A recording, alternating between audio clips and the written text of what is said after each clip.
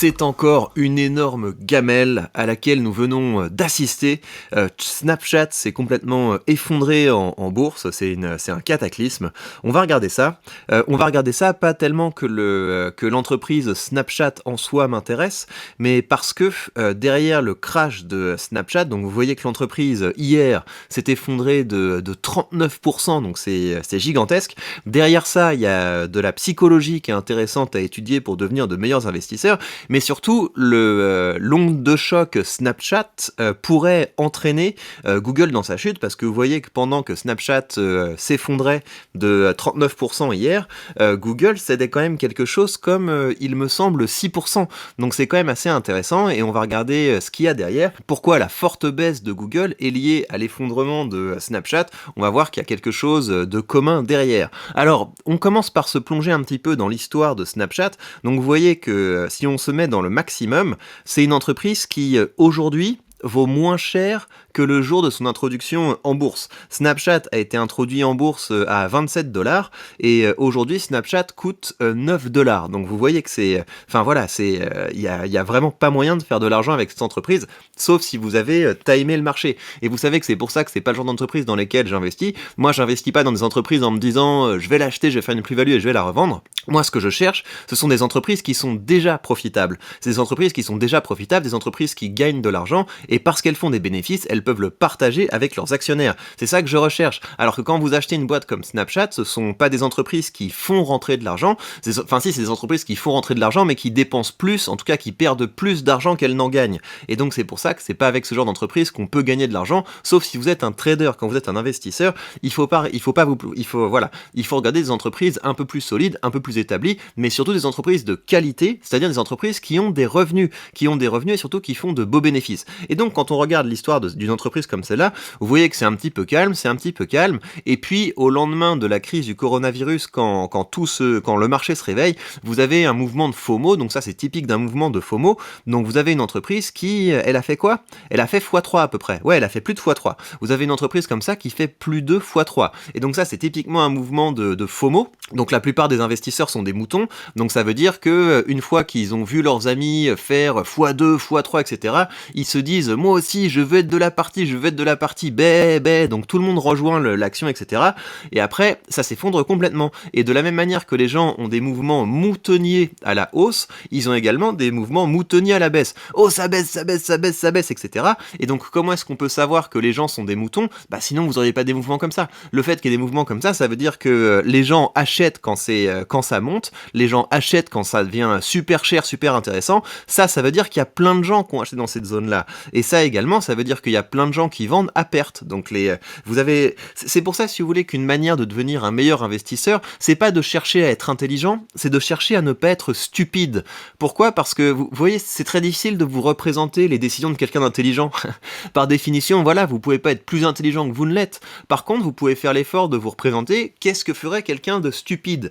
Et quelqu'un de stupide, bah, il va acheter quand c'est la hype et il va vendre quand tout le monde panique. Et la plupart des gens font ça. Donc si vous voulez devenir un meilleur investisseur, il faut juste avoir un contrôle un petit peu meilleur de ses émotions. Et il faut également pas acheter une entreprise sur la base du fait que c'est la hype, mais il faut acheter des entreprises sur la base du fait que ça rapporte de l'argent. Donc si on regarde un petit peu ce qui s'est passé pour Snapchat, donc vous voyez que c'est une entreprise qui, année après année, perd de l'argent, donc c'est une entreprise en tout cas qui dépense plus d'argent qu'elle n'en gagne, et là ce qui s'est passé c'est que l'entreprise a loupé ses résultats. Qu'est-ce que ça veut dire louper ses résultats? Ça veut dire que l'entreprise annonçait par action nos actionnaires vont gagner moins 0,21 cent, donc ça c'est le bénéfice par action, le bénéfice net par action, ça veut dire qu'on prend le bénéfice total de l'entreprise et on le divise par le nombre d'actions, et donc il disait nos actionnaires vont avoir la chance de gagner moins 21 cents en investissant dans notre super action, et en fait les actionnaires gagnent moins 0,26 cents, donc ça veut dire qu'ils ont loupé leur bénéfice net par action de 27%. Donc c'est vraiment, non seulement c'est une entreprise qui perd de l'argent, donc quand vous avez une action Snapchat, vous avez une action d'une entreprise qui perd de l'argent, donc vous avez une petite machine à perdre de l'argent, et en plus ils se sont plantés très largement sur leurs résultats. Alors pourquoi est-ce que les finances finances de ces entreprises s'effondrent, c'est lié avec la pub. Comme on est en train d'entrer dans un petit peu dans un contexte de récession économique, en tout cas de croissance qui se ralentit, les entreprises dépensent moins d'argent en publicité. Et les réseaux sociaux sont des entreprises qui, essentiellement, gagnent leur argent de la pub. Et donc, quand les entreprises mettent moins de budget, mettent moins de budget publicitaire, ce sont ce genre d'entreprises qui souffrent le plus.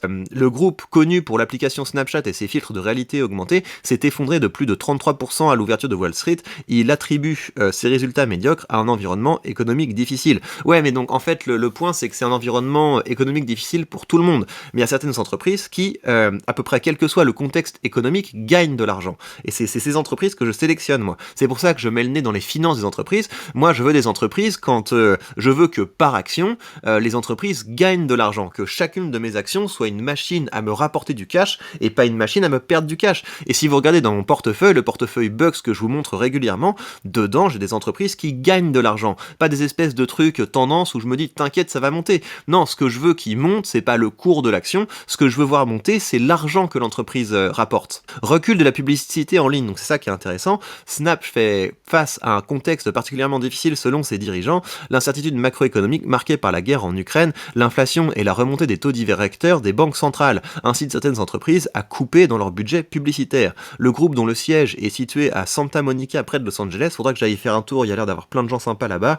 semble encore plus affecté par cette baisse que les autres géants de la tech. Snap compte beaucoup de marques parmi ses annonceurs, ce sont les publicités pour les marques, notamment les formats expérimentaux autour de la réalité augmentée, qui sont les premiers à partir en cas de coupe dans les budgets marketing, explique Jasmine Henberg du cabinet e-marketer. Alors ça c'est intéressant, vous voyez, parce que parmi les annonceurs, parmi les gens qui dépensent de l'argent donc pour faire connaître leur publicité, vous avez plein de profils différents. Et là j'ai l'impression que sur Snapchat, on est beaucoup sur des marques, j'imagine, des trucs un petit peu de cosmétiques, quoi, ou des habits, voilà, des chaussures, des choses comme ça. Donc on est sur de la consommation discrétionnaire. Et ce sont typiquement ce genre de choses que les gens vont couper pendant les crises. Pendant les crises, les gens vont acheter, je sais pas moi, du papier toilette, de l'eau. À la limite, l'eau vaut mieux la filtrer, mais vous voyez ce que je veux dire. Ils vont continuer d'acheter des couches, des pâtes, etc. Ils vont continuer de remplir le réservoir de leur voiture, etc. Donc pendant les crises, il y a des dépenses qui sont coupées et d'autres qui ne sont pas coupées. Et quand vous avez un réseau social qui est basé quand même beaucoup sur l'apparence, les entreprises qui vous financent, ce sont des entreprises qui font également dans le domaine de l'apparence, et donc c'est normal que ça se crache quand on commence à arriver dans un contexte économique assez compliqué. Il pâtit aussi de la concurrence de TikTok, un réseau en pleine croissance qui a atteint le milliard d'utilisateurs, etc.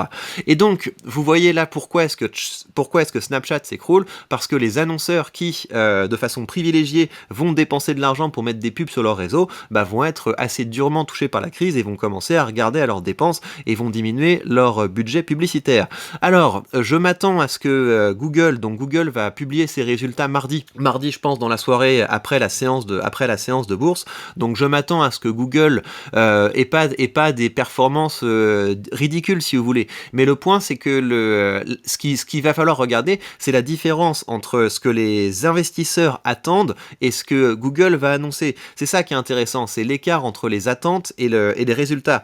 Et c'est assez possible que Google déçoive et que donc Google se rétame. Mais Google, c'est typiquement le genre d'entreprise que je renforcerais, je profiterais du fait que ça s'écroule pour pouvoir renforcer, parce que vous voyez, quand une boîte comme Snap s'écroule, c'est quoi les perspectives que vous avez ? Vous avez une entreprise qui, année après année, perd de l'argent. C'est une entreprise qui, j'ai l'impression, elle a jamais été profitable. Quand vous regardez le bénéfice net par action, ça a l'air d'avoir jamais été profitable. Alors que quand vous regardez une boîte comme Google, c'est une machine à cash. Là, vous avez, ça c'est le bénéfice net par action. Donc je vous rappelle, un Snapchat, bénéfice net par action, on était à moins 20 cents, etc., ce genre de choses.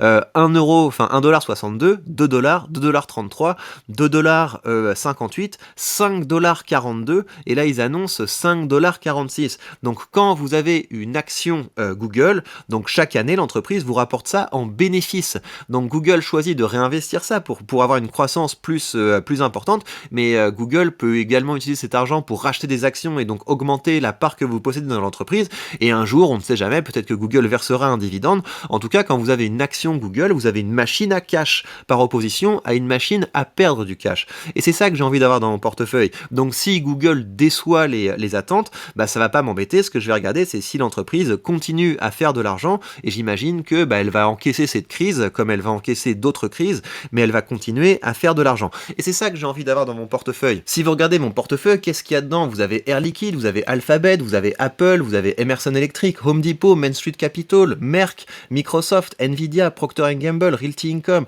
Starbucks, SMT Microelectronics, Thor Capital. Quel est le point commun entre ces différentes entreprises? Vous avez des entreprises qui ont différents profils, hein. Vous avez des entreprises qui ont plutôt des profils de croissance, vous avez des entreprises qui ont plutôt des profils de rendement. Donc j'ai constitué un panier d'actions pour avoir un équilibre entre des valeurs qui vont tirer la croissance de mon portefeuille, donc l'appréciation de mon capital vers le haut, et d'autres qui vont tirer mes revenus vers le haut. C'est ça que je fais quand je construis un portefeuille. Mais le point commun qu'il y a entre toutes ces entreprises, c'est que quand vous regardez dans leurs résultats, ce sont des entreprises qui gagnent de l'argent. Donc chaque semestre, chaque année, ce sont des entreprises qui gagnent de l'argent. Et moi, ce que j'aime le plus, c'est quand elles partagent l'argent qu'elles gagnent avec les actionnaires. Et donc avec des entreprises comme ça, vous n'êtes pas en train de parier sur l'avenir de peut-être qu'un jour ça va être la nouvelle révolution, ça va être le nouveau paradigme. Bien sûr, ce sont des entreprises qui contribuent au changement de paradigme, qui contribuent à amorcer des révolutions, mais ce sont surtout des entreprises qui sont profitables aujourd'hui. Elles sont profitables dès maintenant. C'est ça que je regarde, c'est ça qui m'intéresse, c'est d'avoir des entreprises qui sont des machines à cash. Je veux que mon portefeuille soit une machine à cash. Et c'est pour ça qu'aujourd'hui, mon portefeuille m'a déjà fait gagner de l'argent, alors qu'on est dans une période de crise. Vous voyez que en tout, il m'a fait gagner plus de 300 € pour 7700 € investis. C'est pas énorme, évidemment, mais je préfère avoir un portefeuille qui, comme ça, progressivement me fait gagner de l'argent, qu'un portefeuille avec des actions qui vont du jour au lendemain, comme ça, perdre 40%. Vous voyez l'idée? Et donc c'est pour ça que je vais me focaliser sur des entreprises qui sont pas forcément super fashion, qui sont pas forcément super hype, même si bien sûr je vais avoir des entreprises qui vont être des moteurs de croissance, mais ce que je veux surtout, c'est que ce soit des entreprises qui gagnent de l'argent. C'est pour ça que je mets le nez dans les finances de l'entreprise. C'est pas pour faire le malin, c'est parce que moi ce qui m'intéresse, c'est pas d'avoir une action, c'est d'avoir une partie d'une entreprise. Et c'est intéressant d'avoir une partie d'une entreprise quand l'entreprise qui est derrière gagne de l'argent. Et si vous voulez faire partie de cette aventure, si vous voulez également acheter des parts d'entreprises qui gagnent de l'argent et qui partagent cet argent avec vous, eh bien vous savez que vous avez sous cette vidéo le lien vers le courtier que j'utilise, et en suivant ce lien, vous pourrez bénéficier d'une action gratuite dès que vous créditerez votre compte. Voilà, j'espère que ce genre de vidéo vous intéresse, que ça vous permet de rentrer progressivement dans ce monde fascinant de la finance. On va donc voir ce que la semaine prochaine va nous apporter, mais quoi qu'il se passe, eh bien je serai à vos côtés pour analyser tout ça et jour après jour faire de nous de meilleurs investisseurs. Prenez soin de vous et on se retrouve très vite pour de prochaines news.